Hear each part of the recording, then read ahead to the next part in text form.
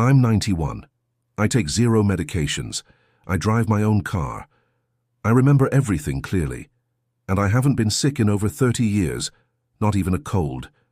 No, I wasn't born with perfect genes. My parents died young. My siblings take more pills than I can count. But me? I'm still standing, still strong. Why? Because of 5 small habits I've followed like sacred rituals. Every single day. They don't require money. They don't require youth. Just one thing, consistency with intention. Today I'll share those 5 habits. One of them, habit number 5, comes from an ancient practice used by monks and now backed by neuroscience. It changed my energy, focus, and even my financial life. You don't need to be 91 to start. You just need to want more life in your years, starting now. Habit 1. Morning light ritual. How 10 minutes of sunlight changed everything. Before coffee, before conversation, before anything else. I step into the light. Every single morning I give my body the first message of the day. Not through words, but through sunlight. For the last several decades I've made it a ritual. I wake up, open the door, and stand in natural morning light for just 10 minutes. And that simple act, it has transformed my energy, my mood, my sleep, and the clarity of my thinking. Why I started this habit. Years ago I stayed at a quiet house with huge windows. Sunlight flooded the room early in the morning. I'd wake up naturally, walk outside before breakfast, and something felt different. That day I wasn't just awake. I was alive, calm, clear-headed, focused. It was so noticeable. I decided to keep doing it when I got home, and I haven't stopped since. The hidden power of natural light. What most people don't realize is that sunlight in the morning is not about tanning or feeling good. It's biological. Natural light, especially in the first 60 minutes after waking, regulates your circadian rhythm, also known as your internal clock. That rhythm controls when you feel alert, when you feel sleepy, when your metabolism activates, when hormones are released, even how strong your immune system is. It's not an opinion, it's proven. Studies from the Sleep Foundation, National Institutes of Health, and leading neuroscientists like Dr. Andrew Huberman confirm it. Morning light exposure improves sleep quality, boosts serotonin, the feel-good hormone, and stabilizes cortisol, the stress hormone, throughout the day. My simple morning routine. You don't need special gear or perfect weather. Here's what I do. Step outside or near a window. Within 30 minutes of waking, let the natural light hit my eyes and skin. No sunglasses. Breathe deeply for a few minutes, letting the body adjust. Stay there quietly for about 10 minutes longer if I can. Even on cloudy days or winter mornings, outdoor light is 100x brighter than indoor bulbs, and your body knows the difference. It's not about sunlight being nice. It's about light being necessary. What changed for me? Once I began this habit, the effects were immediate and profound. I slept better. My body seemed to know when it was time to rest. I had more energy. No more groggy mornings or afternoon crashes. I felt grounded. Less stress, more mental clarity, more emotional stability. I looked forward to the day. It gave me a reason to breathe deeply and begin gently. This habit doesn't just regulate your biology. It creates an emotional anchor point, a reminder. The world is still beautiful and you're still in it. Why it's more than just sunlight. The most beautiful part of this ritual isn't just the light. It's the message it sends to your body. We're in this together. Let's begin again. When you start your day in sync with nature, your body aligns itself with clarity, not chaos.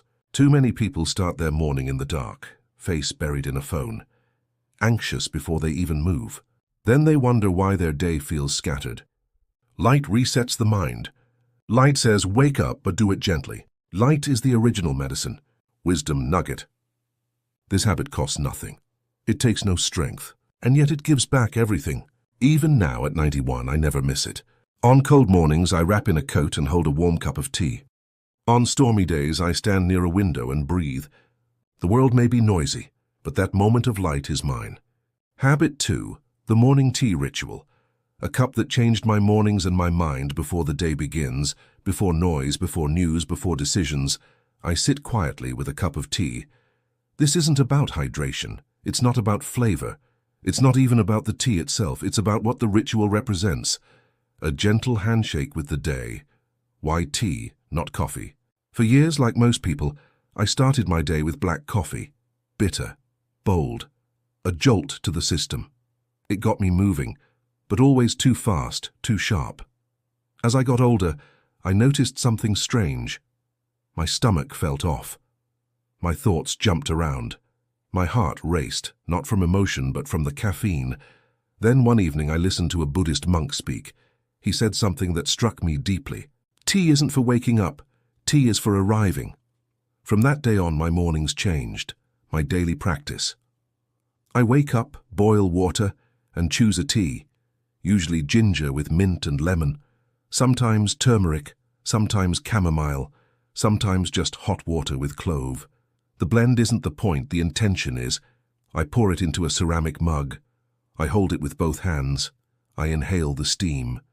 I sit in silence, even if only for 2 minutes. Then I sip.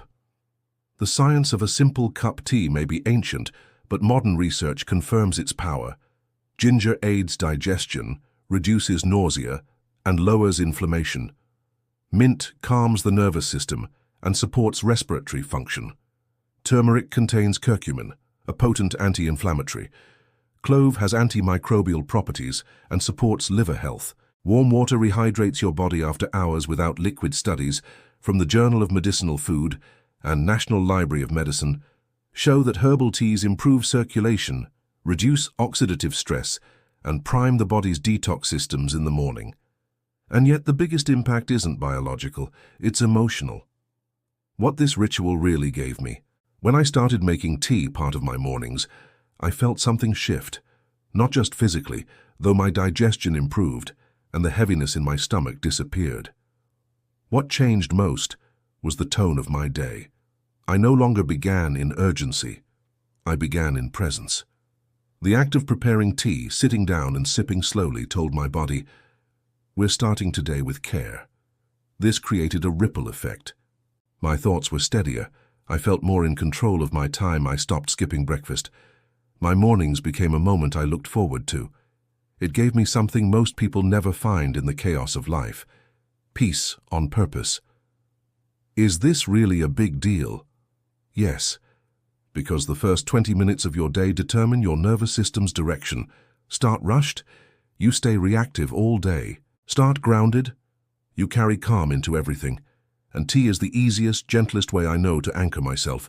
It's not about caffeine or antioxidants. It's about presence in a cup. Wisdom nugget. You don't need the perfect tea, the perfect mug, or the perfect morning. You just need one quiet moment where your body and mind meet. Tea gave me that moment. It's not a luxury. It's not a superstition. It's a habit of respect for the life I still have, for the body that brought me here, for the day that awaits. Even at 91, I begin with tea, not to wake up, but to arrive. Habit 3. Daily mental exercise. How I trained my brain to stay sharp at 91. People worry about their bodies as they age. They monitor blood pressure, stretch aching joints, and eat with care. But they forget something crucial. The mind needs exercise too. At 91, I don't just want to live. I want to remember, decide, think clearly. That's why I treat my brain like a muscle. And every day I train it. The moment I knew I had to act, I was 75 when it happened. Names began slipping away. Simple appointments confused me. And once I stood in my kitchen trying to remember why I'd gone in there at all. It scared me. Not because I forgot a name, but because I felt something loosening inside my mind, like I was losing ground. That's when I made a decision. If I wanted to stay independent, I had to exercise my brain every day, just like my body. How I train my mind, no apps needed. You don't need fancy brain games. You don't need a tablet or subscription. You need mental effort, real thinking, new paths, tiny challenges, every day. Here's what I do. I read something I don't agree with. I write short reflections in a notebook. I recall stories from my youth. In detail, I learn new words. Even in another language, I solve problems without reaching for help. Sometimes I do math in my head. Sometimes I try to explain a complex idea out loud to myself. It might look silly, but it works. Why this works? The science of neuroplasticity. Your brain isn't fixed, it's flexible, and it can keep changing, even in your 90s. This is called neuroplasticity, the brain's ability to form new pathways and adapt. Research from Harvard, Stanford, and the Mayo Clinic confirms regular cognitive stimulation delays cognitive decline, improves memory, and strengthens emotional resilience in older adults. Even small challenges, like reading a paragraph and summarizing it, activate areas of the brain responsible for attention, recall, and critical thinking. It's not about perfection. It's about activation. My mind is clearer now than in my 70s. That might sound unbelievable, but it's true. When I started exercising my mind daily, something shifted. I stopped forgetting where I left things. I remembered names faster. I followed conversations more deeply. I even enjoyed reading complex material again, philosophy, science, history. It was like dusting off a mirror. The clarity had always been there. I just needed to polish it. It's not about being smart, it's about staying engaged. Some people say I was never good in school. That doesn't matter. You don't need to solve equations or memorize facts. You just need to stay curious. Ask why. Try new things. Step out of routine. That's brain exercise. A simple example, memory recall. Each week I pick a memory, something small, my first job, a childhood street, a meal I shared with someone who's no longer here. Then I try to reconstruct it in detail. What did I wear? What did I smell? What sounds were in the air? This isn't nostalgia, it's mental gymnastics. And it fills me with gratitude, wisdom, nugget. Your brain isn't a storage box, it's a living system. It thrives on use, challenge, and novelty. And if you don't use it, just like a muscle, it weakens. At 91, I still make my own decisions. I handle my own finances. I remember birthdays. I follow conversations with my grandchildren. Not because I'm special, but because I never stopped showing up for my mind. Habit 4, daily movement and social connection, the habit that reawakened my body and spirit. For years, I thought slowing down was the right thing to do. I believed what people said. You're older now. Be careful. Don't overdo it. Rest more. And I listened. I stopped bending. I stopped walking as much. I started to believe that less movement meant more protection. But the truth? That belief was slowly killing me. The cost of stillness. At first, it felt like I was just resting, but then came stiffness. My back hurt. My hips locked up. My shoulders ached. I moved slower. I felt older than I was. The worst part wasn't the pain. It was the discouragement. The feeling that my body had given up and maybe I should too. I knew something had to change. And that's when I walked past a senior Pilates class happening near my home. I didn't go in to participate, I went in to watch. But by the end of the session, I was signed up. Movement is not just physical. It was hard in the beginning. My balance was shaky. My muscles protested, but I kept going, and something amazing happened. My joints loosened. I started sleeping better. My energy increased. But more than that, I felt alive again. Then came something unexpected. Friendship. In that little class, I met people just like me, older, achy, a little scared, but determined. We laughed, we encouraged each other, and we grew stronger together. My body healed, and so did my spirit. What I do now, I don't do intense workouts. But every day, I move. A 15-minute walk. Stretching in my living room. A yoga routine on the television. A dance in the kitchen while tea is steeping. It's not the type of movement that matters. It's the commitment to keep moving. Because when you stop moving, you begin to shrink. Not just physically, but emotionally. The science is clear: movement isn't optional in aging, it's essential. According to the Journal of Aging and Physical Activity, seniors who engage in daily movement experience less chronic pain, maintain better mobility, have significantly lower risk of cognitive decline, report higher levels of happiness and emotional well-being. Another study found that even light movement, just walking or stretching, reduces inflammation markers in older adults.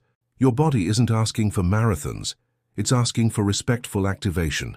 What I tell people now: when someone over 60 says to me, But I'm too old to exercise. I gently tell them, you're not too old to move.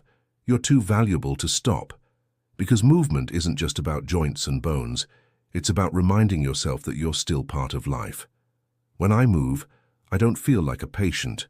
I feel like a participant. And the connection part? That's just as important. Our bodies crave motion, yes, but our hearts crave belonging. Those Pilates classes gave me more than muscle. They gave me community. People to talk to, laugh with, learn from. Even a shared glance across the room that says, we're in this together. Aging doesn't have to mean isolation, and movement doesn't have to be lonely. Find your rhythm, and if you can, find it with someone. Wisdom nugget movement is not a luxury. It's not a bonus activity. It's the language your body speaks to stay alive. And when you add community to that, you don't just grow stronger, you grow rooted. Even at 91, I don't move to stay young, I move to stay here. Habit 5, the brainwave ritual, the morning practice, that quietly transformed my health, mind, and even finances. If there's one habit people find hard to believe changed my life, it's this one. They understand light, they understand tea, they understand movement and even brain exercise, but this habit feels like it belongs in a monastery or a lab. Yet it's the one that made everything else easier, the ritual that came from the mountains. Years ago, while reading about Buddhist monks and longevity, I came across something strange. A morning sound ritual practiced at dawn. Monks would sit in silence, breathing slowly, while listening to low-frequency sounds. They claimed it prepared their minds for clarity, compassion, and focused energy. Science calls these theta brainwave activations, a deeply relaxed but alert mental state. At first I thought, this isn't for me, but curiosity got me. What I do each morning. Every morning, before I speak to anyone, before breakfast or news, I sit. I put on my headphones, and for about 7 minutes I listen to a specific audio track that stimulates theta brainwaves. While listening, I focus on 3 quiet questions. What do I want to feel today? What do I want to attract today? What do I need to let go of today? It's not meditation. It's not chanting. It's a quiet reset, a way to clear the fog before the day begins. Why this works and why science now agrees. Studies from Harvard, Columbia, and the Journal of Cognitive Enhancement show that theta wave stimulation boosts creativity and clarity, reduces anxiety and cortisol levels, increases emotional regulation, improves decision-making, and even immune response. In other words, when your brain starts the day in calm clarity, everything functions better. I didn't believe it until I lived it. What changed for me? My anxiety disappeared. I made better decisions, especially under pressure. I started noticing new opportunities, people, ideas, even income. My sleep deepened, my blood pressure normalized. But what shocked me most was this. My financial life improved. No lottery, no huge changes in work, just better choices, more focus, and doors opening where I once saw walls. The power of starting with stillness. Most people rush into the day like it's a fire drill. Emails, news, bills, distractions. But when I begin with silence and direction, my mind becomes a guide, not a battlefield. This ritual became my foundation. It aligned my mind, my emotions, and even my body with the kind of life I wanted to live. You don't need fancy gear. You don't need to believe in magic. You don't need to chant in Sanskrit. You just need 7 quiet minutes, a soundtrack, and intention. Many tracks are available free online. Search for Theta Morning Audio or Brainwave Entrainment. Put on your headphones, sit, and listen to yourself again. Wisdom nugget. Your brain is not a machine to fix. It's a tuning fork. When it's in harmony, your whole life plays in rhythm. I do this ritual because it reminds me, I get to decide the tone of my day. At 91, that feels like the most powerful freedom of all. I'm 91. I take no pills, I still drive, and I still live with clarity, calm, and purpose. It wasn't luck, it wasn't genetics, it was 5 small habits, done with care, done consistently. I step into morning light, I sip tea with intention, I challenge my brain. I move my body, I tune my mind. No one changes everything overnight, but anyone can start with one thing. So if you're still wondering whether it's too late, let me remind you, you're still here, you still can, and that means everything. Which habit will you try first? Let me know in the comments. I'd love to hear your story. If this video meant something to you, like it, subscribe, and share it with someone you care about. Until next time, live with presence, age with power.